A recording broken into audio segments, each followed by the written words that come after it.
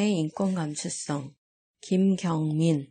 박사학위 논문 주제를 인권으로 결정하고 난 다음부터 직업병처럼 습관적으로 인권이라는 말에 반응하고는 했다. 인권에 관한 뉴스는 그냥 지나치지 않았고 SNS에서도 공유하기를 꼭 눌렀는가 하면 인권이라는 단어가 들어간 제목의 책은 무조건 사모았다. 이런 나를 두고 그리고 인권이라는 연구 주제만 듣고 오해하는 사람도 있었다.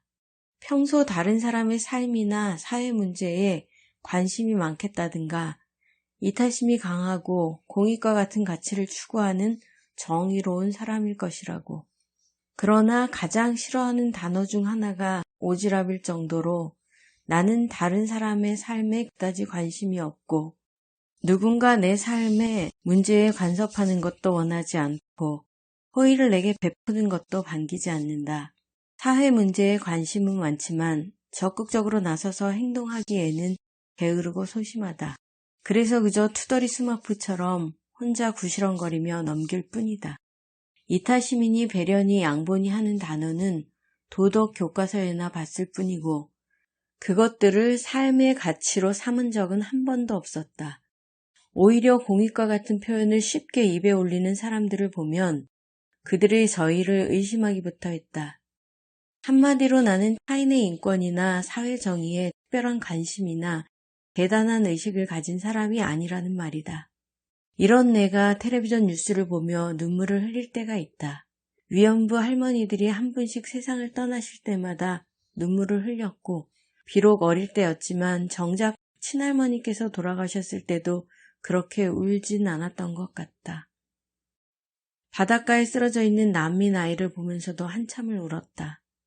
그리고 아이를 잃고 슬픔에 잠긴 부모 앞에서 폭식투쟁이라는 야만적 행동을 하는 이들과 평범한 시민이 공권력이라는 미명하에 무장한 물대포 앞에 쓰러지는 모습을 보면서는 분노의 눈물을 흘리기도 했다. 그렇게 눈이 뻘개지도록 울다 말고 문득 참 오지랖도 넓다는 생각을 하면서 혼자 웃을 때가 있다. 타인의 문제에 조금도 관심 없던 내가, 오지랖이라는 말을 가장 싫어하던 내가, 나와 아무 상관도 없는 생면부지인 이들의 고통에 함께 아파하는 이유는 무엇일까? 또 고통과 분노의 감정을 경험하는 것들이 힘들다고 투덜대면서도 인권이라는 주제를 놓지 못하고 어줍잖은 글이 남아 계속해서 쓰고 있는 이 모순된 행동은 또 어떻게 설명해야 할까? 인류애나 정의감 따위의 멋진 말은 지구를 지키는 어벤져스에게나 어울리지 내 행동을 설명하기에는 적절하지 않은 듯하다. 생각해보니 이런 오지랖의 시작은 내가 처한 상황에 대한 불만과 투덜거림이었다.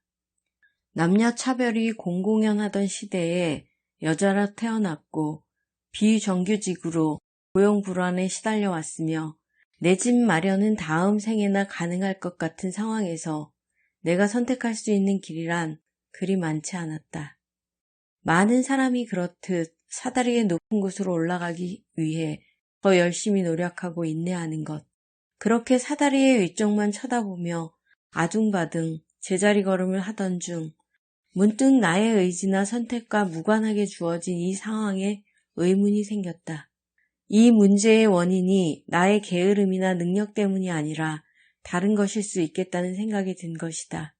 그리고 내 아이가 나와 같은 고민을 하며 살아가지 않았으면 하는 바람을 갖기 시작했다. 하지만 내가 할 수 있는 일이란 그리 많지 않았다. 그래서 투덜거리기 시작했다. 나를 괴롭히는 수많은 차별과 불공정성에 대해서. 그러다 보니 나처럼 투덜거리는 다른 사람들의 목소리도 조금씩 들리기 시작했다. 그들의 불만과 억울함, 고통과 슬픔에 관심을 갖게 된 것이다. 나보다 더 어렵고 힘든 상황에 놓인 사람들을 보면 나는 저들보다 낫다고 위안을 삼기도 했지만 한편으로는 나도 언젠가는 저들처럼 될지 모른다는 불안감에 휩싸이기도 했다.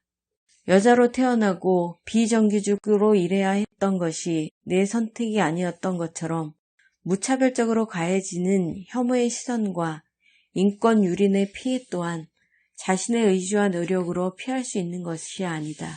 한날 한시에 바다에 빠져 목숨을 잃는 것도 전쟁이 일어나 어느 날 갑자기 난민 신세가 되거나 위안부로 끌려가는 것도, 동네 냇가에서 놀다 계엄군의 총알바지가 된 것도 모두 그 사람의 실수나 잘못 때문이 아니었다.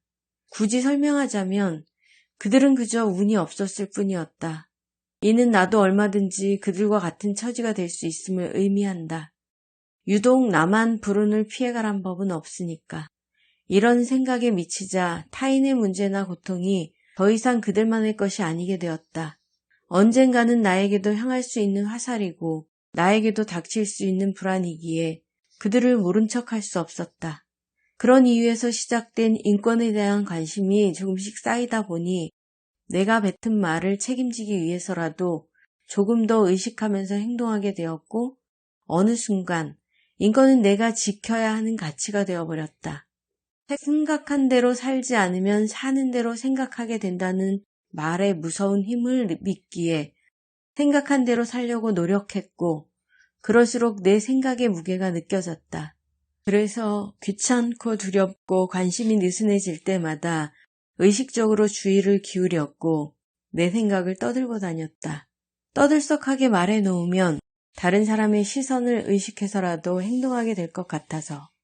이 책을 쓴 것 또한 그렇게 살고자 하는 내 의지의 표현이자 그것을 실천하는 한 방법이다.